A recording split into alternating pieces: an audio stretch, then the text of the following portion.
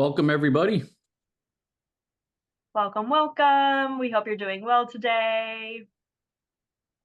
Hello, hello. We will give everybody a moment just to get settled, and then we'll do a formal introduction. We hope you're all doing well, tuning in from wherever you may be located. Hello, hello to those of you who are just joining. We hope you're doing well today. We're going to give it just another couple seconds here at the top of the hour before we officially get started. So get comfortable, and we will be getting started soon. All right. It looks like our door has pretty much evened out, so I will go ahead and officially get us started. Hello, Laurel Springs families. My name is Alyssa Landreth. I'm the College and Alumni Relations Manager here at Laurel Springs. And I'd like to thank you for joining us today for Financial Aid 101, how financial aid and scholarships work, designed to help families with students in grades 9 through 12 navigate the complex world of financial aid and scholarships in preparation for college. Today's session will be presented by College Aid Pro, who are experts in the field, and we here at Laurel Springs, we're excited to be working with them this year. So without further delay, I'd like to introduce Matt Carpenter, co-founder of College Aid Pro, and Peg Keogh, Director of Education at College Aid Pro, to lead us right into today's material. Thank you all for being here, and thanks for being with us. No, we're excited, and we're also very diverse geographically as well. I'm representing us on the East Coast, just north of Boston here. Peggy, the fairy godmother of financial aid, is out there in Seattle. So tell us where you're at. Tell us where you're at in the chat. Where are you in the world? Because I understand you guys are pretty, it's not just the States, right? Internationally as well. So if anybody wants to share, please put that in the chat. It's always fun to see where people are checking in from. And yeah, you, as promised, Alyssa, very well represented everywhere. That's great. And the thing here is that we want to do two things. Number one, just educate you on how this whole thing works, but more specifically, help you understand how is this going to play out for your student, right? For your family. It's kind of a two-pronged approach that we take. And we also want it to be interactive, right? Financial aid, not the most exciting subject matter. So help us out. If you have questions, this is a great time to ask them.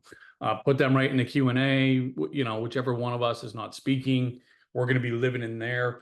And you can be anonymous too, right? So if you have a more personal question, but you want to ask it, you can do it. You can do so anonymously. It's one of the great advantages of being virtual here.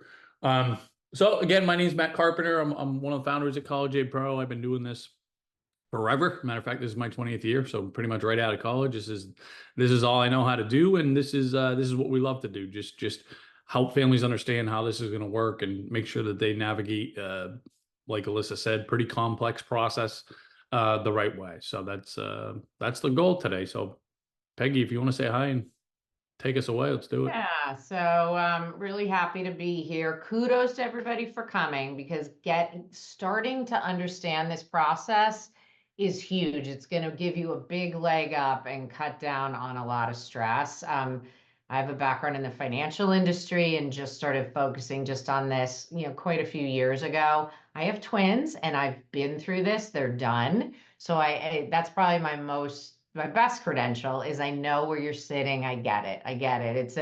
It's an emotional thing. You're dealing with your money and your kids. So it's a bit of a, storm of emotion. So we're here to really kind of bring clarity. There's so much noise. There's so much information out there, some good, some not so good. And then you throw in the FAFSA doing a big overhaul, and there's just a lot to digest. So today we're really going to go through that and help you understand, like Matt said, how financial aid works, and then help you see where you fit so you can start, guiding your child through this process with the least amount of stress. So let me share my screen so we can get started here. Okay, that's just who we are. And there we are, the happy couple.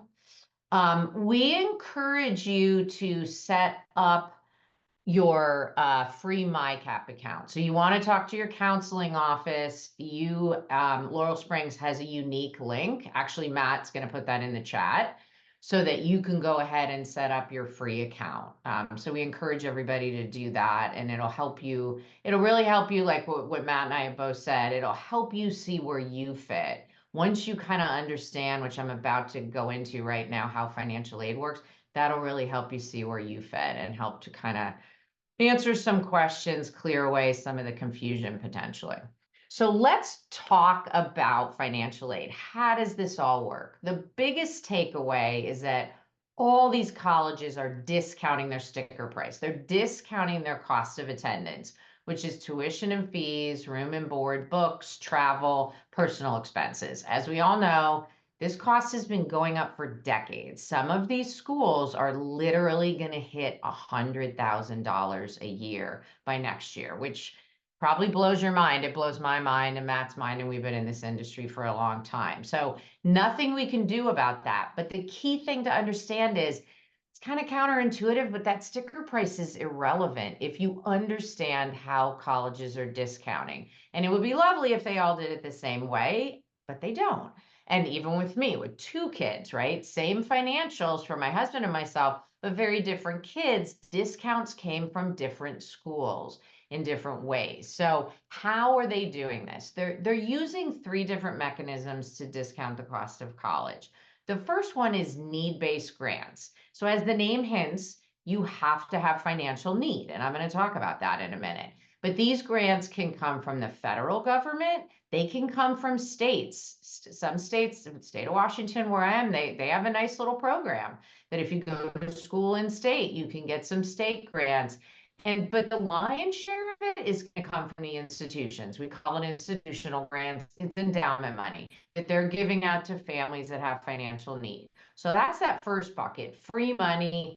Great to maximize that if it's applicable to your family. The next bucket is merit-based scholarship. So still free money, endowment money coming from the colleges, but it's not based on your financials. It's based on grades and test scores. It's based on your child, talent, music, sports, whatever it happens to be. So if you can maximize those 2 buckets, that's a win-win, because that's all the money you don't have to repay. Not all schools give merit-based scholarships. Not all schools meet need the same way. And we're going to show you how you can see all that in a minute.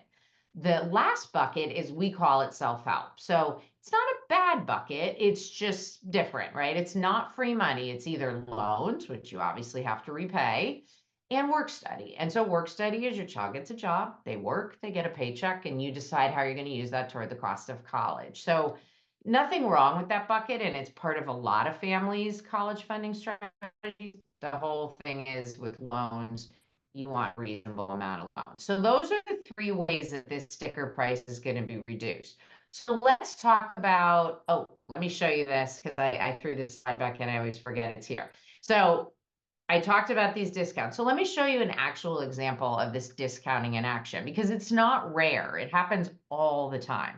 So this is a public Washington University of Washington, actually, and a private school here, Gonzaga in Spokane. So if you look at those sticker prices, wildly different, okay? Almost more than double, right? So it's easy for a family to look and say, 77,000 bucks, that's got to be off the list. Well, watch what happens with this student.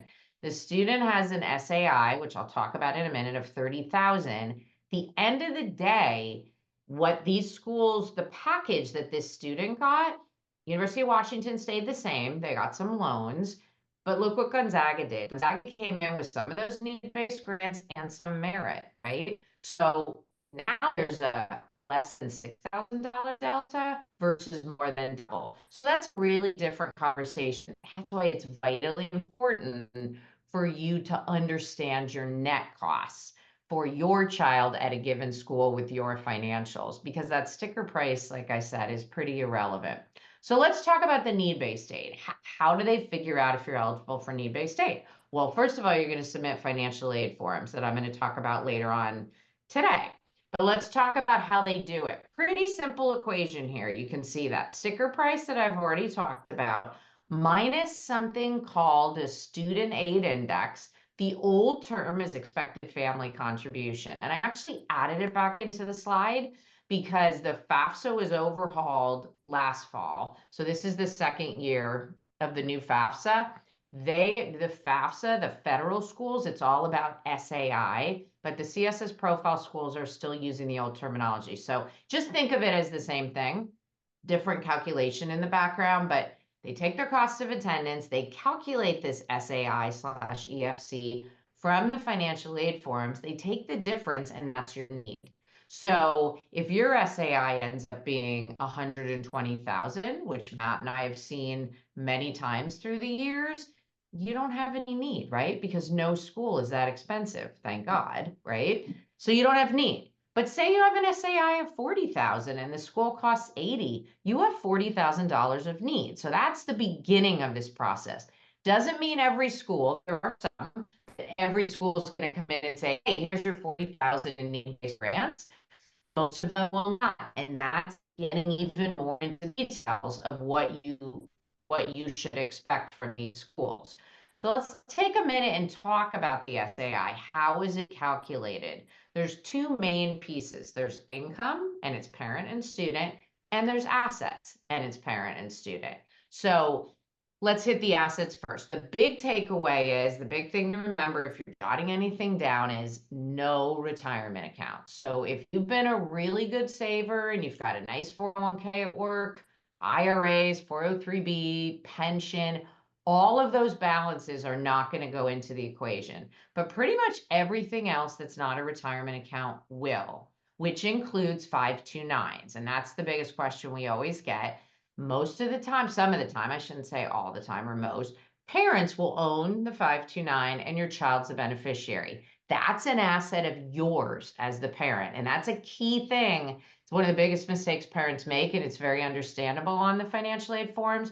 They think it's their child's asset because you're saving it for your child. Makes sense, but you still own that account in the IRS eyes. So that's why. So that's a parent asset when you're filling out the forms. If grandma and grandpa own a 529, very common, that's not in the mix on the FAFSA.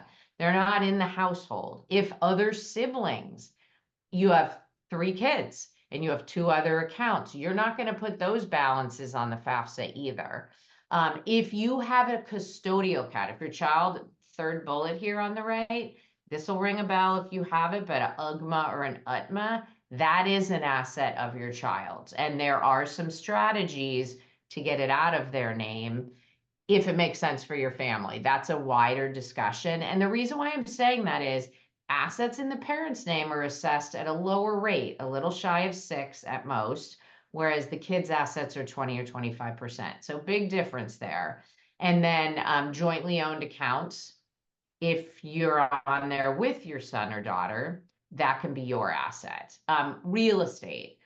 Any real estate that's not the home you live in, the equity in your real estate, meaning the market value minus any liabilities, that's part of this, right? But your primary home, and Matt will touch on this in a few minutes, the primary home you live in, if you're not renting, that for most schools is off the table. But there are a group of schools that are very popular in this country that do look at that equity. And the key thing is, you want to be honest, but you want to have the lowest reasonable market value for your property.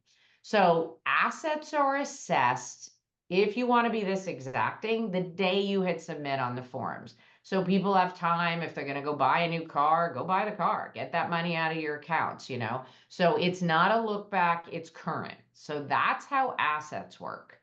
When it comes to income, completely the opposite. It's a 2-year look back. It's not current. So you can see on the slide here, if you just think about when your child's going to school, you look at that year and you subtract 2, and that's the year, that's the base year, what we have on the slide here, meaning that's the first year. And that's the most important year. They're going to assess need every year. You're going to submit the FAFSA definitely every year, and maybe the second form as well. But your base year kind of sets the stage, if you will. So we probably, as Alyssa said, we've got parents across the board here. So you can look here and see what tax year matters. If you have a sophomore right now, you haven't gotten there yet. So you can understand this and maybe don't inflate your income, because parental income by far is the biggest driver. You have a job, you make a nice living, that's a lovely thing, and it is what it is, right? You're not going to quit your job to get more financial aid. But sometimes people create capital gains or do different things that kind of stings down the road when they're doing financial aid forms. So it's mostly based off the adjusted gross income. And you can see here on the slide that students, this just went up about $2,000 for the 25-26 school year. Students can make up over $11,000. So they can make some nice income. Yeah, my son worked during the year and all summer.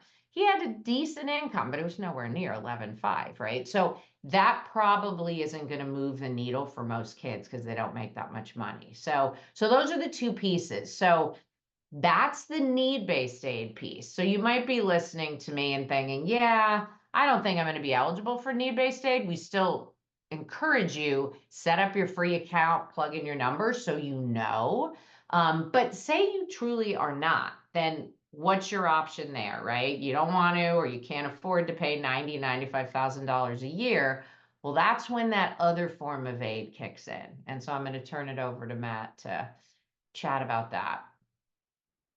Thank you. Yeah, so the quick reminder, because I know some people jumped on a couple minutes after, but for any of your questions, if you could put them in the Q&A section as opposed to the chat, because that's where Peggy and I will live.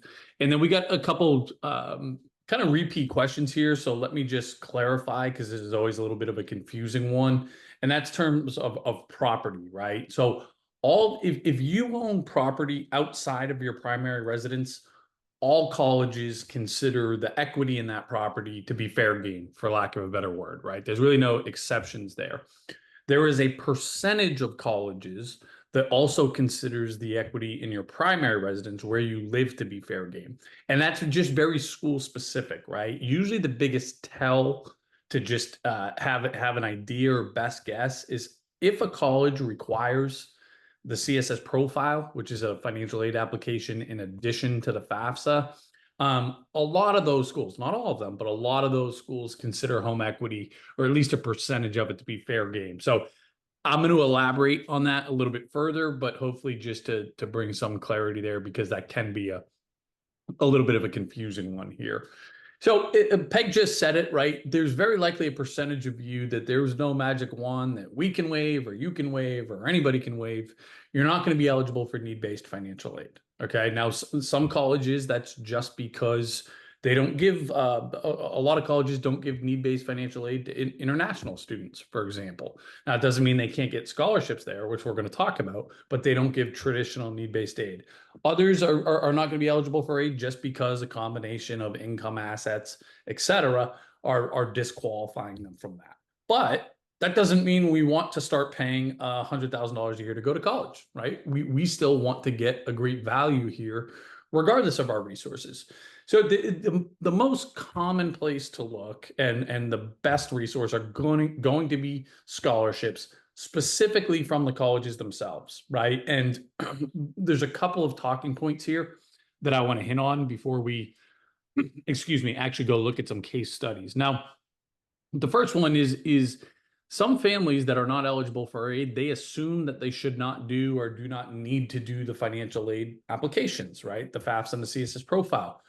We discourage families from going that route. There is a few reasons, but one of the biggest ones that's relevant here is that oftentimes these forms are required if you want to be eligible for merit-based scholarships. And we always use NYU, New York University is a great example, because they're one of the most popular colleges in the world, and at least in terms of volume of applications received each year.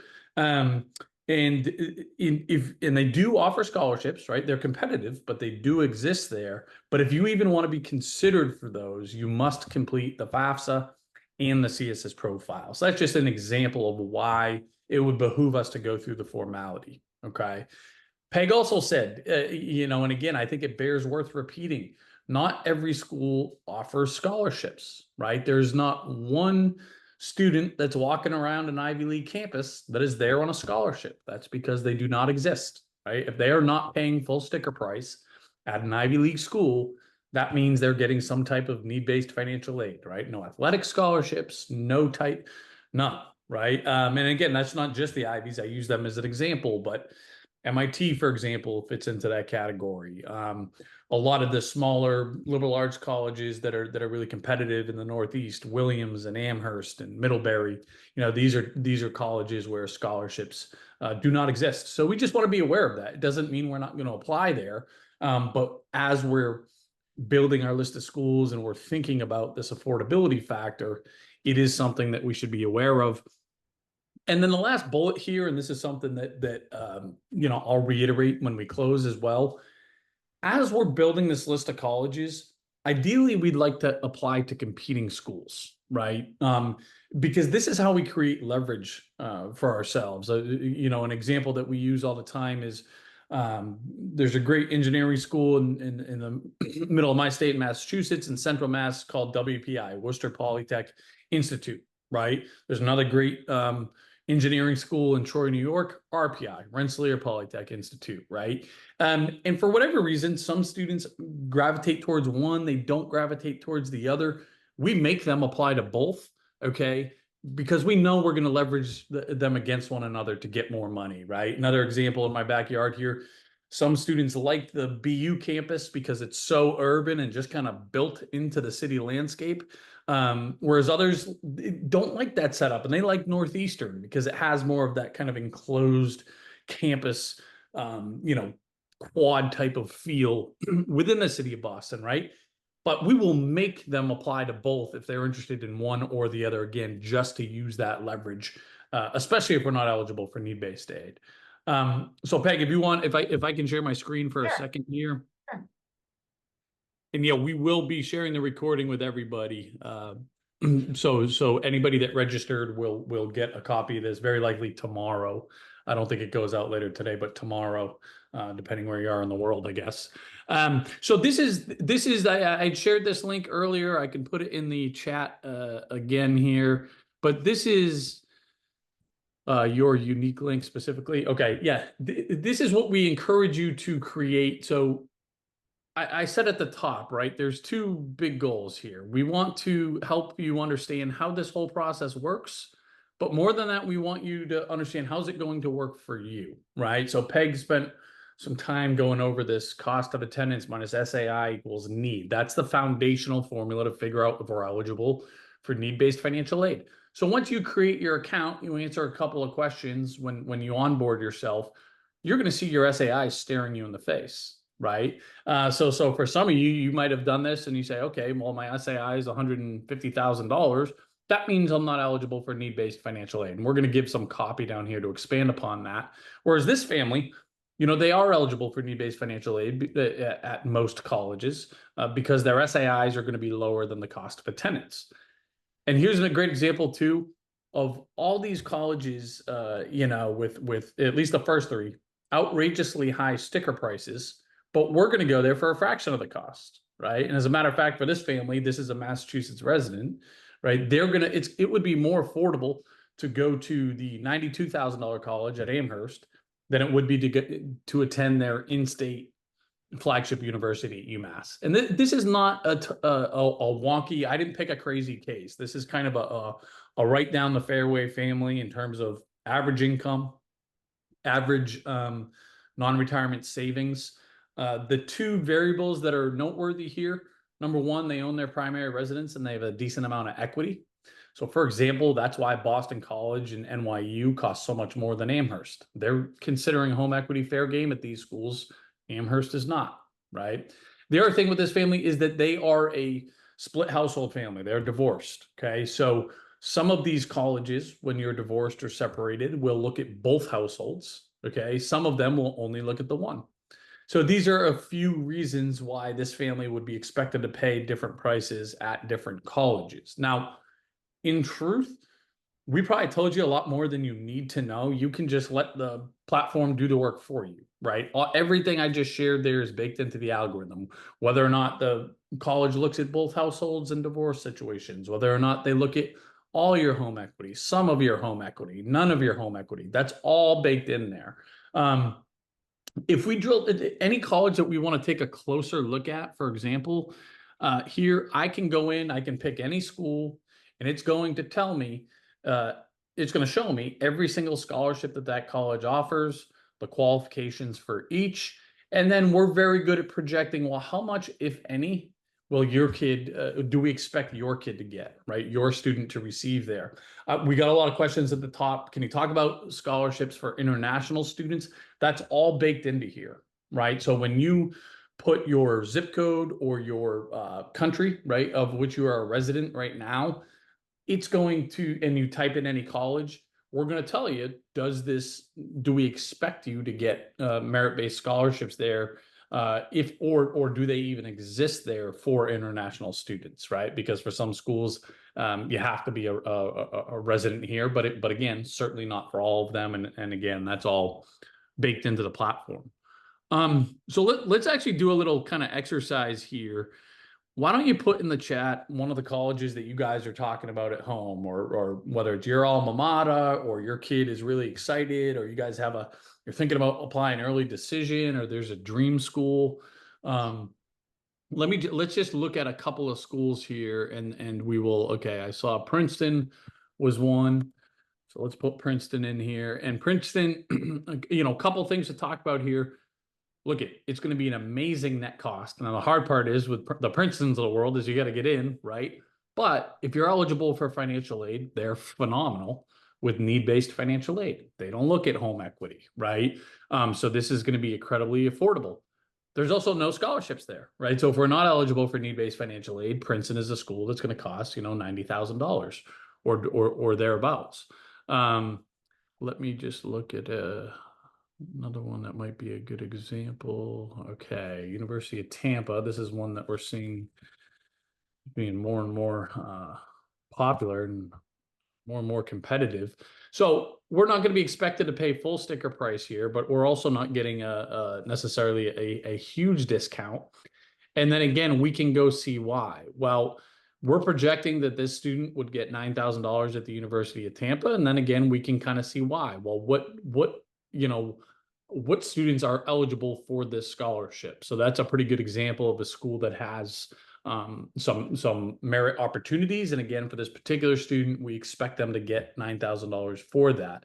And again, if we want more context, we can do that, right? Here's the average SAT score, here's the average test scores, whether that's GPA, et cetera. If we want to know more specifics about financial aid, we can see how generous or not they are when it comes to need-based financial aid. So that's kind of the idea of the platform from a high level is to show you digestible information. And then if you want to go down and get more details, you have the opportunity. Now, the other thing that we want to make sure that families are leveraging is this part of the tool helps them figure out, okay, based on some admissions criteria. So let's say that you have you live in the States here, your kid wants to stay, fairly close to home, and they're probably going to be more comfortable at a smaller campus setting. And maybe they want to major in bio, right? And you can put any number of filters in there, but then you can just go sort based on who's going to give you the most in scholarships, right? So I can just go put that information in there, and maybe, Wheaton wasn't on our list, but if they're going to give us $40,000, let's take a closer look. Or Hobart is likely to give us $38,000, right?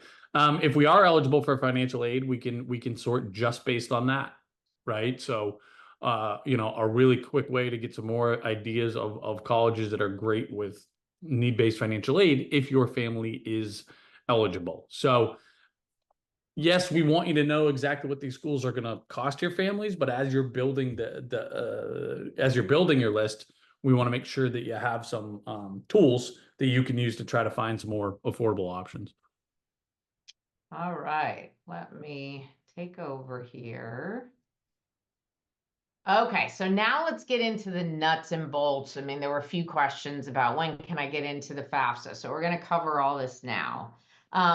Basically, and a few people were asking, what income level, is it where you shouldn't apply for financial aid? Matt mentioned this when it comes to merit scholarships. we absolutely encourage every family to submit the FAFSA and almost every family the CSS profile. And there's a whole bunch of reasons. One of them is that, and as he mentioned, some schools want it on file to give merit aid. So even if you have $150,000 SAI, you might be leaving 5 figures a year on the table because they don't see the FAFSA on file. Also, and we saw this with COVID, and I've seen it since then, some schools, if you don't apply for financial aid for freshman year, they just say, all right, the Jones family's never going to need financial aid. So I always ask families, you want to roll that dice that life is not going to change on you? And that was pre-COVID that I used to say that. Obviously, I wasn't anticipating COVID, but COVID was a crazy example that affected many, many people. So submit these forms. There's very rare cases where it doesn't make sense with the CSS and always with the FAFSA. Just like everything in this process, deadlines matter. There's admission application deadlines. There's corresponding financial aid form deadlines. You miss a deadline, it could mean tens of thousands of dollars of less aid. And your kids need to be on top of their correspondence from the colleges. I know mine that are 30, like email is, an antiquated way of communicating, but the colleges might still be using that. So you want to make sure your kids are on top of their email, forwarding things to you. You're kind of a team to keep on top of all of that. So let's talk about the 2 financial aid forms. The first one, the FAFSA, the free application for federal student aid. Almost every school in the country requires it. There's a second form I'll talk about in a minute, but most schools only use this. And remember, they calculate that student aid index that I talked about from this form. As I referenced earlier, the FAFSA had a revamp for the 24-25 school year. It was a bit of a train wreck, and I'm being charitable. Did not go well with the tech. There's still kids that haven't gotten a good 24-25 FAFSA. So they are going to roll this out differently this year. And people ask me this question in the Q&A. It is going to go live October 1, which is when it has always gone live. But it's going to be a very stepped, intentional process when it goes live. So on October 1, a very small group of students that are working with certain community-based organizations are going to be submitting FAFSAs. And the Department of Ed is going to be watching how that goes from a tech standpoint. Where are we having glitches? Let's go fix that. The colleges are involved. The colleges get it. Is it all seamless? Once they're beta 1, what they're calling it, looks good, then they're going to up it to thousands of kids, beta 2, and then tens of thousands of kids, beta 3. So if it's going really well, who knows when it'll go live, but what the line that they're using is it will go live by December 1. So that means it could be before, but that should be the worst case scenario. So December 1. Again, it's the prior year. So if you're a senior, and this is only for seniors, you can't get in early. So if you're a class of 2025, this is your year, right? So it's prior year. It's going to be all about 2023. I already got some questions, which are great ones. Hey, what if our income is different now? You're going to submit the FAFSA with 2023. For most families, it's going to auto pull from the IRS. You are consenting for that direct data exchange. This is new with the new FAFSA. You don't have the option to manually enter unless you fall into certain buckets, and then the form will say you must manually enter. Most families, you're not, it's just going to be instantaneous, going to come over. If your income is different, if you've lost your job, don't stress. You're going to be appealing. You're going to be reaching out to the colleges, and Matt's going to touch on that in a few minutes, okay? A big thing about the FAFSA that's going to make it different than the next form I'm about to talk about is that if you are divorced or separated, only one parent is submitting the FAFSA with your child, and that is the custodial parent. And the definition of the custodial parent is the parent that provided the most financial support on a year look back from when you're submitting the form. So if you're going to submit the form on December 10th, it's literally looking back from December 10th a year. So this is a big planning opportunity if you are divorced or separated. because a lot of families will come to us and say, hey, we're 50-50 in support. Well, figure out which parent is the better parent to be the custodial parent and have that parent spend a little bit more money on the child. You're following the rules, you're being honest. That's now the definition of the custodial parent, because that parent literally spent $10 more over the last year. Some parents aren't 50-50, but one parent can step up so that they've spent more by the time it comes. It's only September, so if it doesn't go live till December 1, you've got some time. This could be huge because the other parent's income and assets are not part of that SAI calculation. So that's a key planning opportunity if your family is divorced or separated. The one thing you can do now, and you should do, is get what's called a Federal Student Aid ID, FSA ID. Make sure you go to studentaid.gov. You can see the link on the slide. The student, your child needs one, and a parent, whoever is submitting the FAFSA with the child. So if you're divorced or separated, that's going to be the custodial parent. If you're married filing jointly, either parent can get the FSA ID. But go ahead and do it now. You're going to go in, create a username and password, and put in your social security number, date of birth, create some security questions.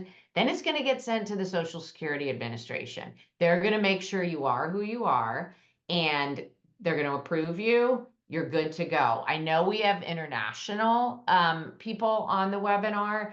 This was one of the glitches last year, where if you don't have a social security number, there was supposed to be a real time, and they were using like TransUnion, one of the credit bureaus. There was supposed to be a real time way that you could get in there and be set. It didn't work. And I'm sure if it's still glitching, they're working on it, but there is a workflow for that so that you'll be able to contribute to your child's FAFSA. If your child, there was one question, if your child's a US citizen and you're not, they can get in and start their FAFSA with their social security number. So that's something you can do now. That's the FAFSA, and we're just stay tuned with all, I'm all over this with Federal Student Aid daily, trying to see what they're sharing. So we got to take it one day at a time as far as the rollout this year. Now, the second financial aid form is called the CSS profile. This is administered by College Board. So if your child's done AP test, PSAT, SAT, they're familiar with College Board, they have a login. It's a email and a password. Very simple. You don't have to create any IDs. You use that to log in. That is going to go live October 1. And just a little insider information, I'm checking on that every day because it usually, the last couple of years, it's gone live quite a bit before October 1. So you might be able to get in there. Remember, you're going to be looking for the 25-26 CSS profile. So make sure you don't jump the gun and submit for, too early. About 250 colleges, mostly private, require this along with the FAFSA, not in lieu of the FAFSA. So you're going to be submitting both forms. It's William and Mary, Michigan, UNC, Chapel Hill, and UVA. Those are the publics that require it. All the rest are privates. Some key differences here. I mentioned at the beginning, and I think Matt mentioned again, that your primary home equity, the home you live in, is off the table for the FAFSA schools, but not for the CSS. They all look at some of the schools, like a Stanford, even though they require the CSS, philosophically, they don't expect parents to tap their home equity, so they've taken it off the table. But most of those schools look at it in some amount. It just depends how much. Divorced and separated families. Remember, just one parent on the FAFSA, both parents are going to be submitting. The main CSS profile, the custodial parent by the FAFSA federal definition will submit with your child. The non-custodial parent will submit that non-custodial profile. They both go to College Board. It's private. And then the schools will calculate a second SAI. They might call it an EFC to give out their endowment money. Business owners, I had somebody write in Q&A about that. If you have a business of any size, both forms are going to ask about your business, the value of your business. It's very important not to overestimate the value. That's something that we support families on a lot. You know, the FAFSA just says, what's the value of your business? The CSS asks a bunch of questions about your business, and it's going to look at your corporate tax returns as well. The CSS is much longer, many more questions. So sometimes I tell people, if you start with the CSS, which you will this year because it'll be live sooner, when you get to the FAFSA, if they've gotten all the glitches out, it'll seem like a dream. You'll just whiz through it. So, and again, you're using your child's college board credentials. Really important to be on top of this. Look at the deadlines and submit these forms. Otherwise, the college will not be able to give your child any of their endowment money, and the state and the federal government will not give any aid either. So really important. All right, Matt, I'm going to turn it back over to you. Great. So, Alyssa, you might have some of your own thoughts you want to add to this, but we get a question all the time in terms of early decision versus early action versus regular decision, right? And we can just, I don't know that there's a perfect answer to this, and it's just very nuanced and ultimately comes down to the individual student and family and particular college, right? And just by way of quick education, if you're hearing some of these terms for the first time, if applying early action to a school just means that your timelines are a little bit accelerated, right? The deadlines are going to be earlier in the fall semester of the student's senior year. But the nice thing is that you find out that whether or not you've been accepted earlier in the process, and generally speaking, you also find out what they're offering financially earlier in the process. So that's the advantage there. And again, you can apply early action to as many schools as you'd like. Early decision is it's a bigger decision because you can only apply early decision to one school, and you have to sign an agreement, right? Essentially a contract that says, if I'm accepted, I will go to this school. I will pull my applications from other colleges. And you're signing this before you get an official offer from that college, right? An official financial offer from that college. So that's where there is some more, I don't know, there's some more thinking involved with it. And this is how we advise it to families that work with us, right? The first thing I say is, look, if we're going to go early decision route, there's two major boxes that we have to check with a lot of confidence. Number one, for the student, it just has to be like their dream school. Like, I've had the epiphany. This is where I've always wanted to go. And if I get here, I'm going to be the happiest person ever, right? If I get accepted, I'm going to be the happiest person ever. Okay. We have to check that box with a lot of confidence. And then it's our responsibility as a family to know about how much this college is going to cost us. So you have to, make sure that you put it into our platform at College A Pro. Also check the college's net price calculator, right, to see what estimate they're providing. Those can be very hit or miss in terms of their accuracy, but it's always best to check with more than one resource. But if you can look at that price and say, you know what, we can pull this off as a family, and we know it's the student's dream school, okay, let's go. You have our full blessing, not that you need it, of course. But if we're really wavering on either one of those, it's a top 3 choice, or wow, if it comes back looking at that price, there's no way that we'd be able to do it, or we're really not comfortable, then we're usually say, hey, let's go early action if they offer it a regular decision or whatever. So that's generally how we answer that question. And again, happy to elaborate. And please, Alyssa, if you have anything to add from your perspective, feel free to jump in here. But Peggy, you can go to the last slide if you'd like. Otherwise, or the second to last slide. Okay. So this is, again, Peg and I will do entire presentations on this part of the process. Number one, because we think it's incredibly valuable. Number two, we just love to do it. And that is, how do we go back to colleges after their initial offer and do better, right? And it's an important part of the process. Now, especially going to school in the United States here, right? Somebody shared that, which school was it? The university in Vienna, Peggy, 800 euro a semester, a little bit different than our love it. a little bit different than our $100,000 a year here in the States.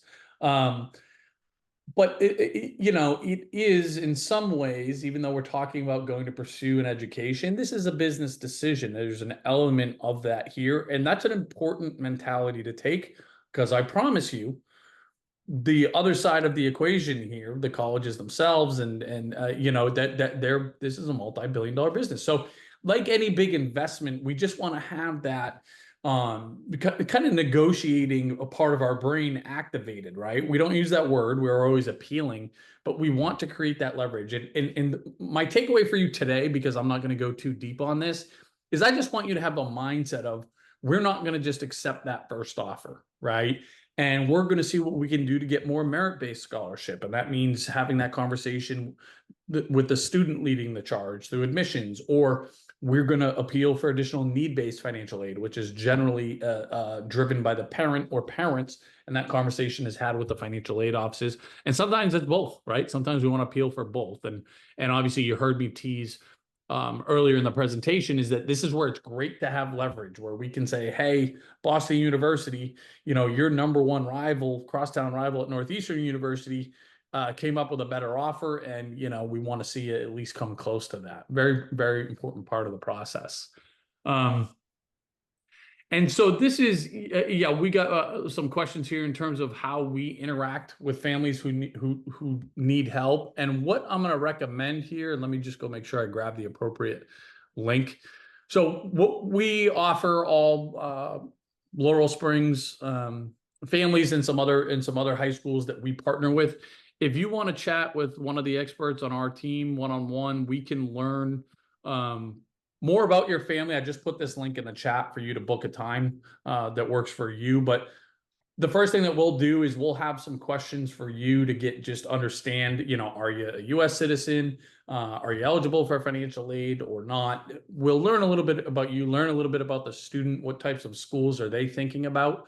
Maybe what types of schools should they be thinking about, at least from a cost perspective?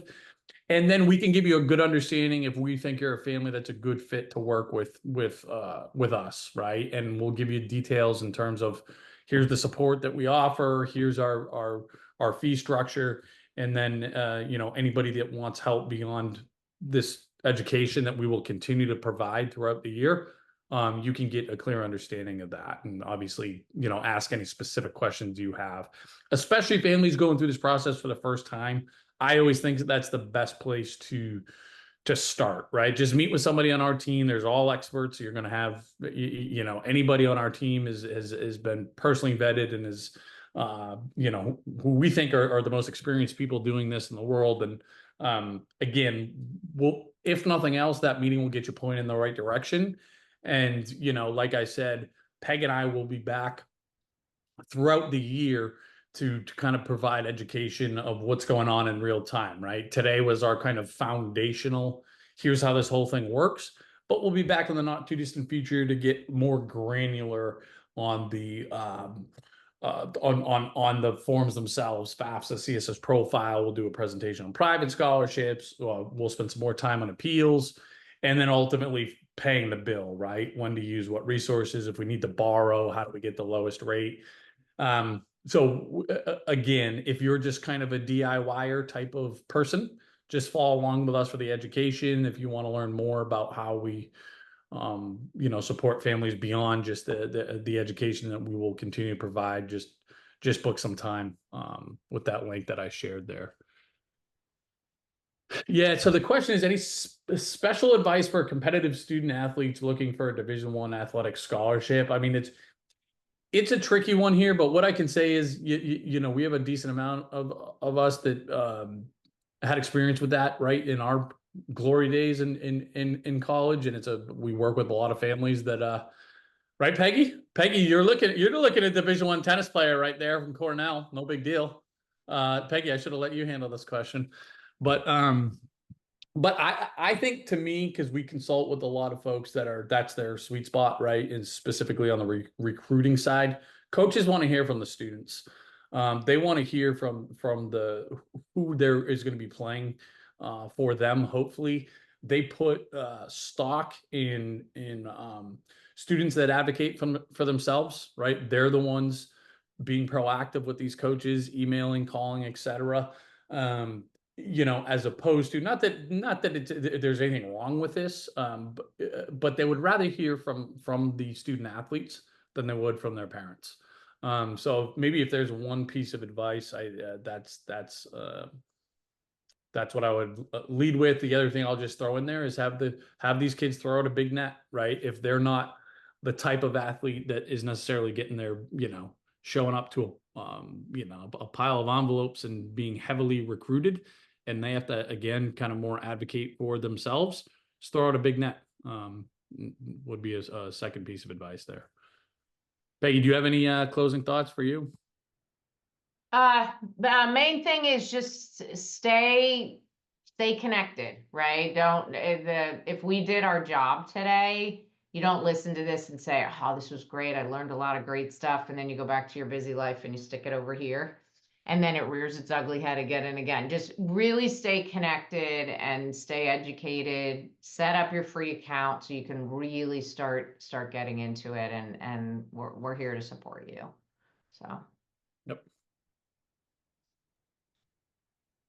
Thank you both so much. I just noticed in the Q&A too, you've been hard at work this entire time answering so many specific questions. So I'm sure that was super helpful for most of our families.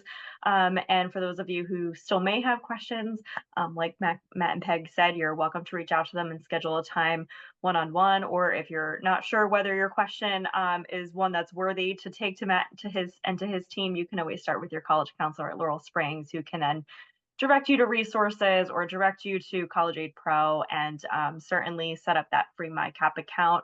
Play around with it. Even if you are a 9th grade student and parent, you can definitely get in there, get started, and just surf around and get a better idea and a better feel for the complex world of financial aid and scholarships. It is quite a doozy and is very specific depending on your unique circumstances, which we have many of them here at Laurel Springs, as we've seen and heard today. But we did record this. We will be sharing it out. If you're a parent of a senior at Laurel Springs, be on the lookout for a special message from your college counselor as well regarding College Aid Pro and additional webinars that we will be hosting throughout the year specific to seniors. But if no one has any other questions, we will hang on for a couple extra minutes. But if you don't have any more questions, we'll let you go and get back to your busy day. And thank you again all for being here with us for this important information. And thanks to Matt and Peg for presenting. I appreciate the kind words by everybody as well. So I'm glad folks got something out of it.